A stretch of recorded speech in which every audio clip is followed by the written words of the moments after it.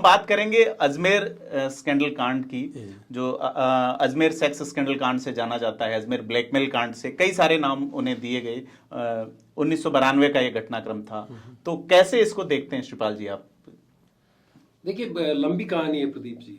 राजस्थान में 1992 से लेकर के 2012 तक जी ऐसी कई घटनाएं हुई जी जिनमें ब्लैकमेलिंग हुई। जी अजमेर सेक्स स्कैंडल, जिसको अश्लील छायाचित्र कांड कहा जाता है, उसी के नाम से जाना जाता था, अजमेर अश्लील छायाचित्र कांड। जी उसमें 250 के आसपास लड़कियों के तेज शोषण की कहानी उस वक्त सामने आई। हालांकि आखिर में इस पूरे प्रकरण में एक महिला टिकी जो बयानों पर टिकी रही और उसकी वजह से सजा हुई।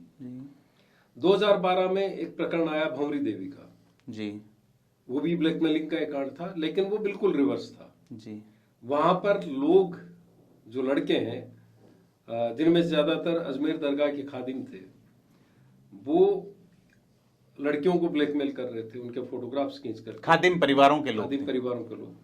और 2012 में जो कहानी आई उसमें एक महिला राजस्थान के राजनेताओं को ब्लैकमेल कर, लेकिन संयोग से दोनों ही प्रकरण में कांग्रेस का इन्वॉल्वमेंट कहीं न कहीं रहा। जी उस वक्त जो लोग शामिल थे उसमें अजमेर ब्लैकमेल कांड में, वो एनएसयूआई के पदाधिकारी थे, जी युवा मोर्चा, यूथ कांग्रेस के अध्यक्ष थे, के पदाधिकारी थे, अध्यक्ष रहे शहर के। इसी तरह से 2012 का जो प्रकरण था भंवरी देवी कांड, उसमें राजस्थान के कैबिनेट मंत्री को जेल जाना पड़ा, एक एमएलए को जेल जाना पड़ा, कांग्रेस के कई नेताओं को उसमें जाना पड़ा, तो कुल 18 लोगों के उसमें गिरफ्तारी हुई। कई नेताओं के मंत्री पद गए थे, सरकार बदलनी पड़ी थी। सर, ऐसा ही एक कांड जयपुर में सामने आया था, तो आपने उसको इन्वेस्टिगेट किया था, तो हम जानना चाहेंगे कि अजमेर ब्लैकमेल कांड के बहाने की इस तरह के अपराध की मॉडस ऑपरेंडी क्या होती है? दरअसल 1993 की बात है। उन दिनों जयपुर में मेरा नया नया पोस्टिंग हुआ था और एक सदर पुलिस स्टेशन है जयपुर के अंदर, वहाँ मैं पोस्टेड था, उसका प्रभारी था। तो अजमेर का जो यौन शोषण का जो कांड है, ये अभी उन दिनों अंडर इन्वेस्टिगेशन था। तो उसी पीरियड में एक महिला हमारे संपर्क में आई एज ए शिकायतकर्ता के रूप में। तो वो काफ़ी व्यथित और काफ़ी उसमें थी, अवसाद में थी।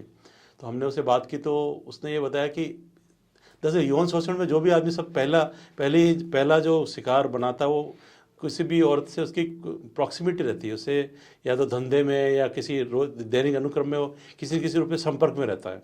वो संपर्क में रहने के बाद में वो धीरे धीरे उसको एक लेवल पे ले जाता है, फिर उसके बाद में उसको उसके साथ में वो इंटीमेसी क्रिएट करता है। तो इस तरह का एक केस मेरे सामने आया। तो एक महिला थी 40-45 साल की, वो ये बताने लगी कि उसका एक पार्टनर था जो कि यहाँ जयपुर का रहने वाला था, शायद सिराजुद्दीन नाम था उसका। तो उसके बारे में बताने लगी वो मेरा पार्टनर था, उसने मेरे साथ में इस तरह से गलत हरकत करके मेरा यौन शोषण किया या उसके साथ में बलात्कार किया। फिर उसके बाद में जो बलात्कार के जो दृश्य थे वो किसी तरह से उसने एक कैमरे में कैद कर लिए और उसके बाद में वो फ़ोटो दिखा के और उसको उसने मजबूर किया कि उसकी लड़की को, जो कि स्कूल में पढ़ रही थी, वो उसकी बेटी को, पुत्री को, कि वो उसको लेके आए मजबूर करने के लिए।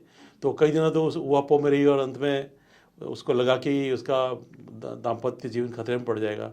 तो वो एक ऐसी श्रृंखला बढ़ी, उसने अपनी बेटी को लाके उसके चुंगल में वो बेटी भी आ गई। और उसके बाद में जब ये इस तरह का केस हमारे सामने आया तो हमने बड़ा इसको गंभीरता से लिया, क्योंकि अजमेर में भी ये चीज़ चल रही थी। तो हमने थोड़ा सा बड़ा डिस्क्रीटली सीक्रेट इन्वेस्टिगेट किया उसको। तो हमने सबसे पहले जो उसका सस्पेक्ट था उसको हाथों हाथ उठा के लाया, हम 4-5 हमारी टीम थी। फिर हमने कैमरा रिकवर किया, कैमरा रिकवर करने ओरिजिनल जो उसके जो उसकी जो रील होती है कैमरे की, वो हमने रिकवर करी। फिर पॉजिटिव्स रिकवर किए। तो ये पूरी ट्रेल निकल के आई उसमें से। तो 1-2 लोग और निकले, उनको भी अरेस्ट किया, कुछ और महिलाएं उसमें आई। तो वो कोई सर उनसे धंधा इस तरह का करवाना चाह रहे थे, जो इमोरल ट्रैफिकिंग टाइप या ऐसा? नहीं, बेसिकली वो इमोरल ट्रैफिकिंग नहीं था, वो एक पूरा सेक्स रैकेट था जो जिसमें लोग प्लेजर सीख करते हैं। एक महिला से दूसरी महिला की चेन बना के स्कूल गोइंग जो लड़कियां होती है एक लड़की से को इन्फ्लुएंस में लेके फिर उसकी वो मजबूरी बन जाती है, दूसरे को लेके आए, दूसरे की को फिर करके तीसरी मजबूरी, ऐसे एक चैन से निकलती जा रही थी वो।